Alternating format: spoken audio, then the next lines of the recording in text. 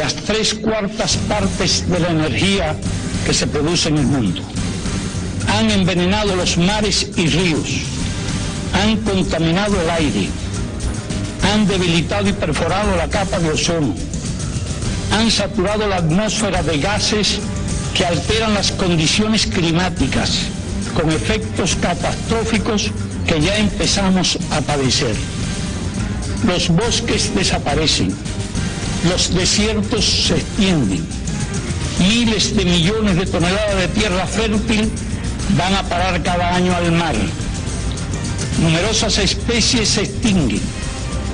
La presión poblacional y la pobreza conducen esfuerzos desesperados para sobrevivir aún a costa de la naturaleza.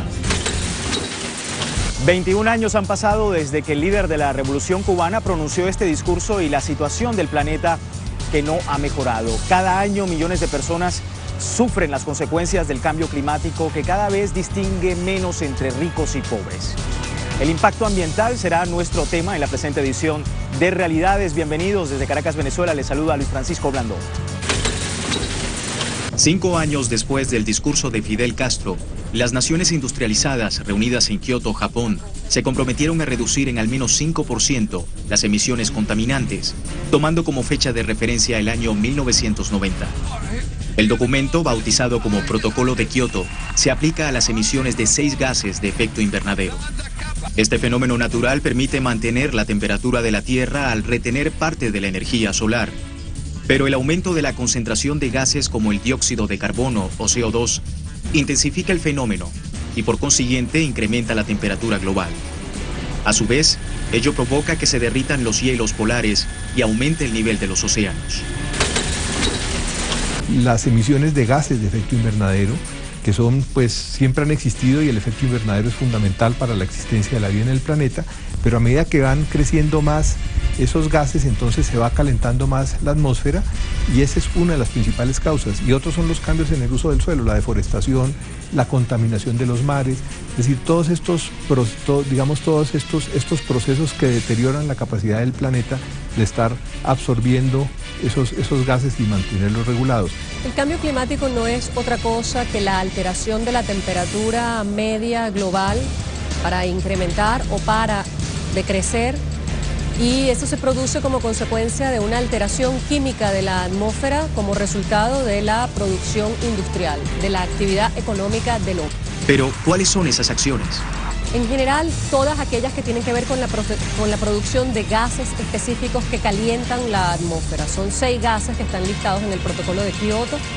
Entre ellos, por ejemplo, el metano, que está asociado a la producción agrícola. Se entiende también que hay una cantidad de gases, incluso, por ejemplo, los gases refrigerantes que están generando un proceso de calentamiento incrementado y global.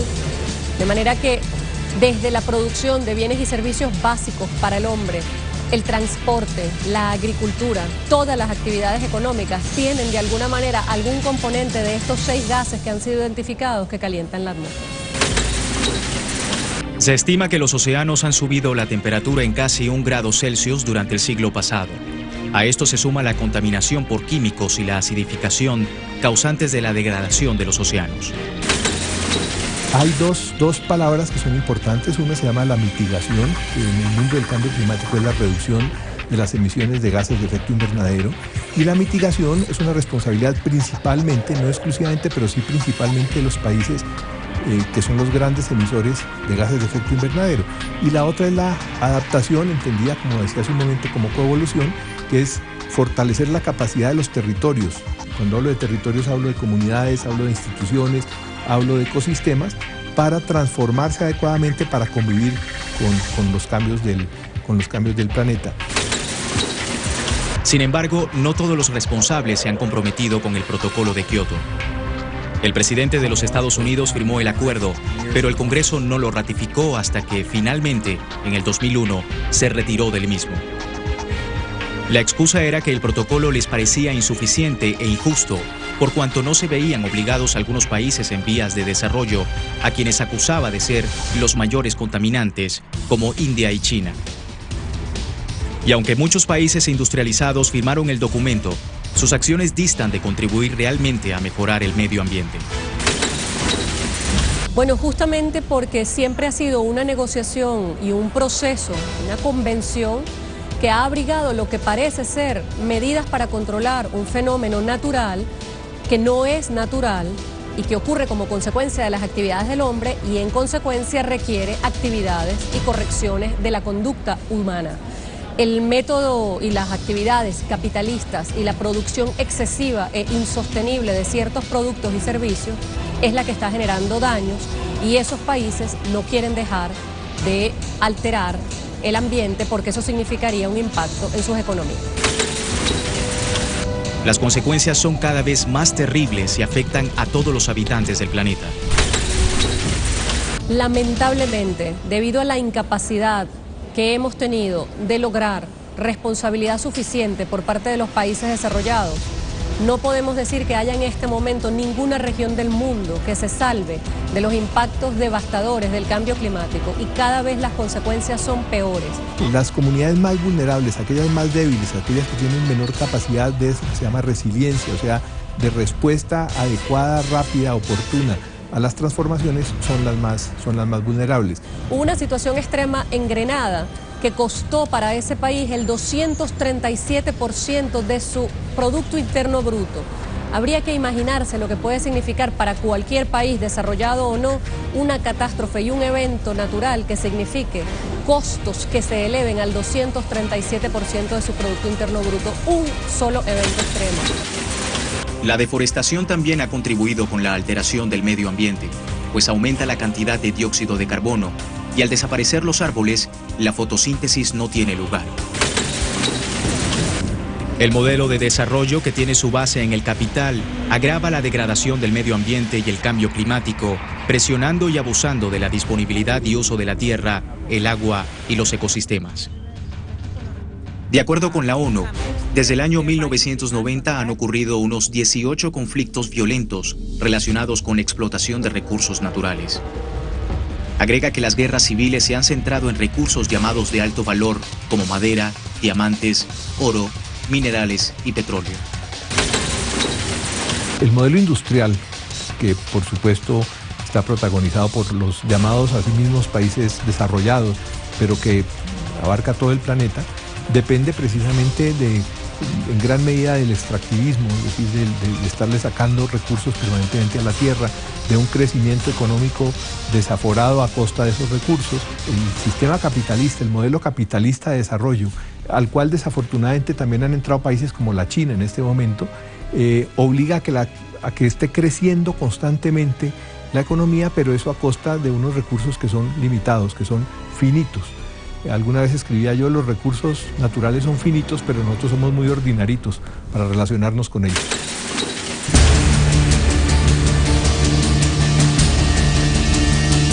Para salvar el planeta, para salvar la especie humana, no basta cambiar el clima.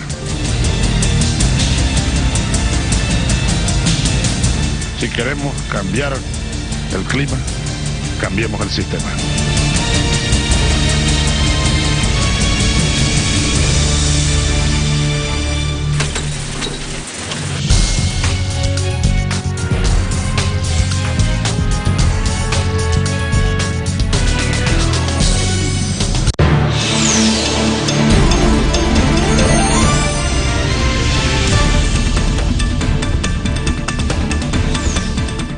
Documentales Telesur. Producciones de alta factura que cada domingo, a través de la pantalla de Telesur, le trasladarán por el mundo para mostrarle la realidad y los conflictos que impulsan la lucha de nuestros pueblos.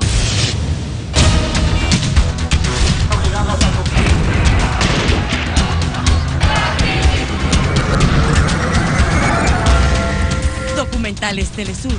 Todos los domingos, solo por Telesur.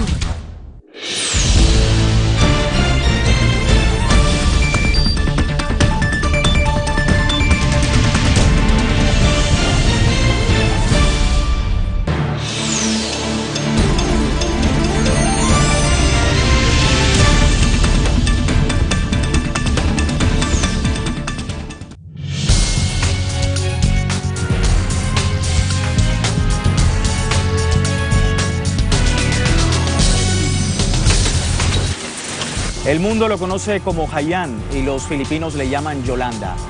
De categoría 5 es el tifón más mortífero que hayan conocido en este país asiático y que tocó tierra a principios del mes de noviembre. Estamos de regreso en Realidades.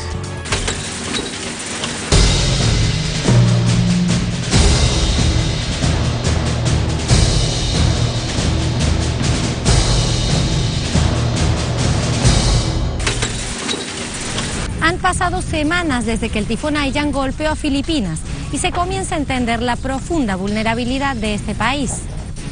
Sabemos que en todos los desastres naturales los pobres tienden a ser los más perjudicados y lo han sido de sobra aquí, en las islas de Leyte y Samar.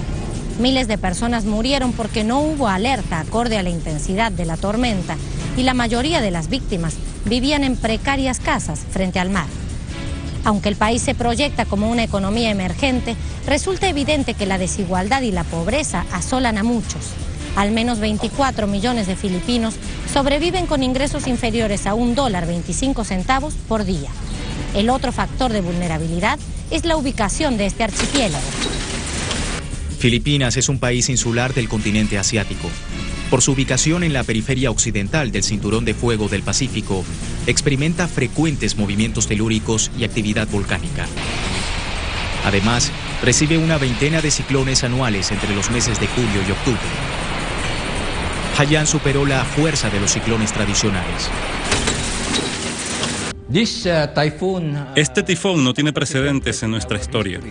En nuestro país hemos experimentado tormentas, inundaciones y terremotos, entre otros desastres naturales. Pero en términos de fuerza y magnitud de la destrucción causada por este tifón, podemos señalar que no tiene precedentes. Este tifón es 3.5 veces más fuerte que el tifón Katrina, que afectó a Luisiana en el año 2005. Así que pueden tener una idea de la fuerza de este tifón que pasó a través de la región central de Filipinas. Sin embargo, no hemos bajado los brazos. Nuestro gobierno tomó todas las medidas necesarias para advertirle a todas las personas que vivían en las zonas por las que pasó el tifón para que evacuaran esas áreas. Y de hecho, cerca de 1 millón de personas fueron evacuadas a otras zonas fuera de la trayectoria del tifón. Sin embargo, debido a la escala y magnitud de este tifón, aún seguimos lamentando el hecho de que este fenómeno haya causado tantos daños materiales y pérdidas de vidas. De las islas Samar y Leyte intentan huir miles de filipinos después del paso del tifón Haiyan. Mi abuela, otros parientes y yo estamos aquí. Nos vamos a Manila. Quieren subir a estos aviones para ir lejos. Tienen miedo, lo perdieron todo y algunos se consideran víctimas del cambio climático. Nos sentimos víctimas de la naturaleza. Nos sentimos víctimas de estos cambios en el clima. Es que la más reciente tormenta provocó destrucción absoluta. Y aunque cerca de 20 tifones azotan a Filipinas cada año, sus habitantes aseguran que nunca antes vieron algo así. Nunca esperamos que el mar entrara desde aquí. Nos sorprendió. Los tifones que habíamos tenido en el pasado eran solo lluvias y vientos fuertes. Nunca el agua había estado sobre nosotros tan rápido y tan alto. Fueron olas de unos 6 metros de altura las que avanzaron sobre la tierra destruyendo todo. Los lugareños relatan que en esta zona el Océano Pacífico está cambiando. Hemos visto que las playas han cambiado. El límite se ha movido unos 20 kilómetros de allá para acá. Y observamos que hay palmeras que ya están en el medio del mar, cuando las palmeras son plantas terrestres. Pascual es profesor universitario. Sus estudios confirman que en las últimas décadas aquí ha subido la temperatura del mar y el nivel se ha elevado unos 20 centímetros. Condiciones que generan mayor oleaje y hacen vulnerable al país. Ya que la principal causa del cambio climático es la emisión de dióxido de carbono y los países ricos son los que están utilizando los combustibles fósiles. Ellos nos tienen que pagar a los países pobres por los daños causados. Eso es lo que llamamos justicia climática. Los filipinos han perdido la tranquilidad. Temen la llegada de tormentas iguales o peores que Haiyan y dolorosamente comprobaron que el cambio climático no es solo una teoría. Mi casa estaba hecha de madera. El agua se la llevó hasta el mar cuando el tifón golpeó. Yo estaba aterrorizada por lo que pasó. Pensaba que eran mis últimos momentos. No tenemos nada. Los pescadores no podemos trabajar porque los bancos fueron destruidos por el tifón. Queremos salir a pescar, pero el agua está llena de muertos. Después de enfrentar la pérdida de familiares, les toca la dura tarea de buscar el sustento y un lugar donde refugiarse. Tenía 7 años mi nieto y mi otro nieto también murió. También murieron mi hijo y su esposa y mi sobrino. Mis 2 hermanas están desaparecidas, por eso estoy tan afectada. No puedo dormir y ya no quiero comer. Nuestro arroz se perdió, no quedó nada. Es un gran problema. No tenemos dinero. Murieron hasta nuestras bestias. 2 bueyes que usábamos para los cultivos. Todas las cosechas actuales se han echado a perder, es imposible recuperarlas y durante los siguientes años, por lo menos el siguiente año y 2 años van a ser impracticables para la actividad agrícola. 100 personas en este edificio, solo en 6 cuartos. Entonces necesitamos ayuda, necesitamos comida, agua, ropa, medicinas. Son cerca de 4 millones los desplazados tras el paso de Haiyan.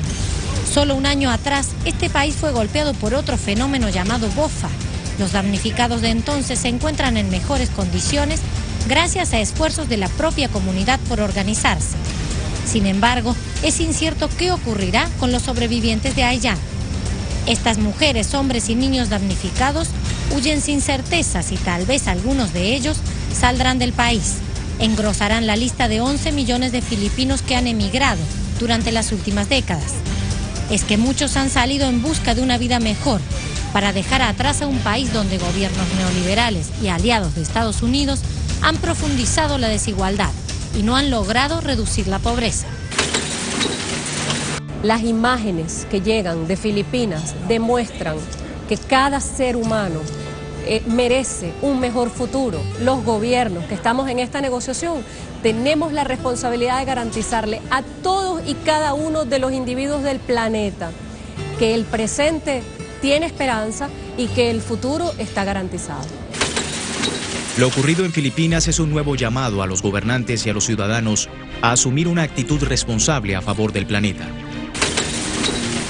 La Tierra puede tranquilamente seguir viviendo sin nosotros. Nosotros no podemos vivir sin este planeta.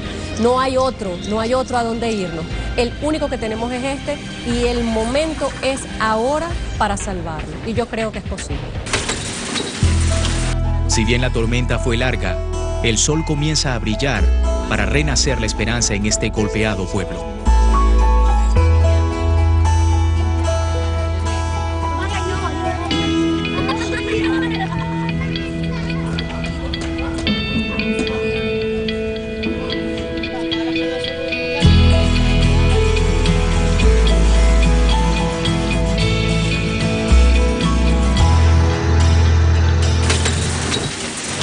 Muchos defensores de la Tierra han entregado su vida por luchar y preservar el planeta, por defender a la Pachamama.